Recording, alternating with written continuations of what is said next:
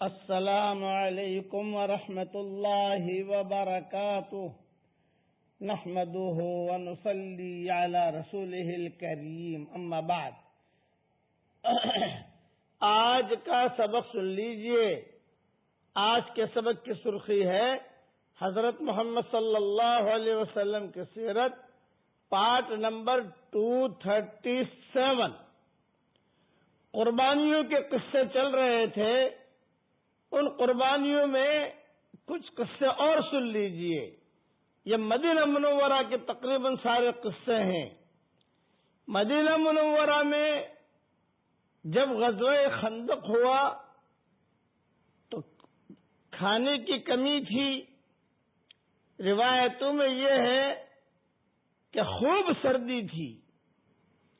حضور اکرم صلی اللہ علیہ وسلم نے یہ سوچا کہ بھی کوئی جائے مشرکین کے وہاں اور وہاں جا کر خبر لائے کہ کیا کر رہے ہیں وہ لوگ اور ان کا کیا ارادہ ہے۔ تو آپ صلی اللہ علیہ وسلم نے اعلان کیا بھئی کوئی تیار ہے، چونکہ سردی بہت تھی اور بھوک بھی بہت تھی اور پیٹ پر پتھر بھی بندھے ہوئے تھے، اور سردی میں ویسے بھی بھوک زیادہ لگتی ہے۔ تو کتابوں میں یہ لکھا ہے کہ آپ اعلان فرماتے رہے، یہاں تک کہ ایک صحابی پر نظر پڑی، پوچھا بھی کون ہو؟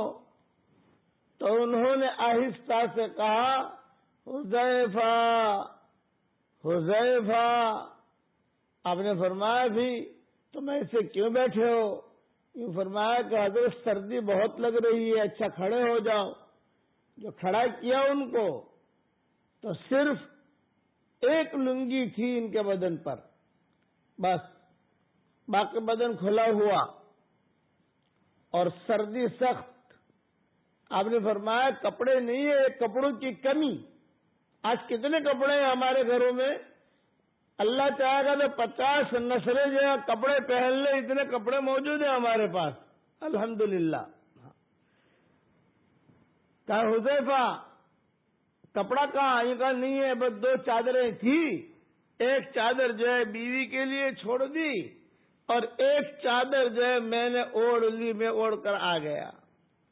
آپ نے فرمایا جاؤ خبر لے کر آؤ بے ایمانوں کی، کیا ہو رہا ہے؟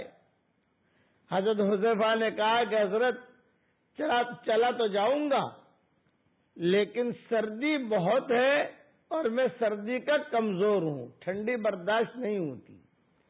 آپ نے فرمایا کوئی بات نہیں، جو اللہ سردی کو بھیج سکتا ہے وہی اللہ گرمی کو بھی بھیج سکتا ہے۔ سردی بھی اللہ کی پابند، گرمی بھی اللہ کی پابند۔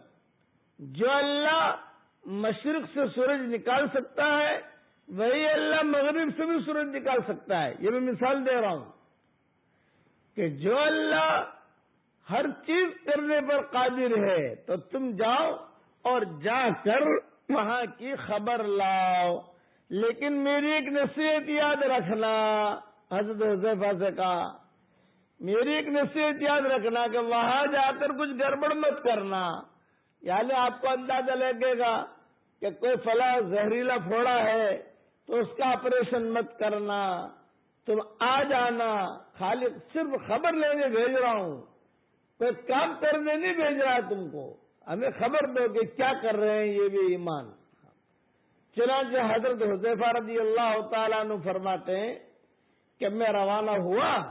اب جب روانہ ہوا تو سردی جو ہے وہ غائب ہو گئی، ایسا معلوم ہو رہا تھا جیسے میں تنور میں چل رہا ہوں۔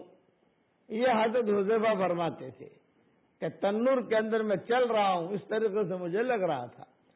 وہاں پہنچا، بے ایمانوں کا جو جتھا تھا، وہاں جا کے میں نے دیکھا کہ ابو سفیان جو ہے وہ بالکل قریب ہے، وہ اعلان کر رہا ہے، اعلان کرنے کی کوشش کر رہا ہے۔ تو میرے دل میں یہ بات آئی کہ بھئی یہ بہت اچھا موقع ہے، زہریلا پھوڑا آپریشن کر دوں، اس لیے کہ اسی کی وجہ سے لوگ پریشان ہیں۔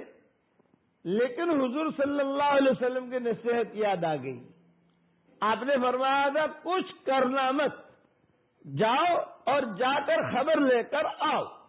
بس ابو سفیان نے اعلان کیا، اور وہ اعلان یہ کیا کہ بھی دیکھو میں ایک اعلان کرنا چاہ رہا ہوں، مجھے ڈر ہے کہ کئی مسلمانوں کا کوئی جاسوس نہ آیا ہو یہاں، اس لیے تم اپنے قریب میں جو کھڑے ہیں ان کو دیکھ لو کہ ہمارا ہی آدمی ہے کہ نہیں، تاکہ میں اعلان کر سکوں. حضرت حذیفہ کہتے ہیں کہ میں نے سن لیا تو میرے قریب دائیں طرف بائیں طرف جو کھڑے تھے میں نے ان کے سروں پر ہاتھ رکھ لیا. بھئی تو اپنا ہے؟ ہاں اپنا ہوں. بھئی تو بھی اپنا ہے؟ ہاں اپنا ہوں. تو مجھے کسی نے پوچھا ہی نہیں. حضرت حذیفہ کہتے تھے یہ ان کی سمجھداری تھی. اندھیرا تھا، چنانچہ ابو سفیان نے اعلان کیا کہ ابھی ہم لوگ ہار گئے ہیں، اب ہمیں واپس چلنا ہے، بس جلدی سے واپس چلو. بقیہ تفصیل کل پوری کروں گا انشاءاللہ.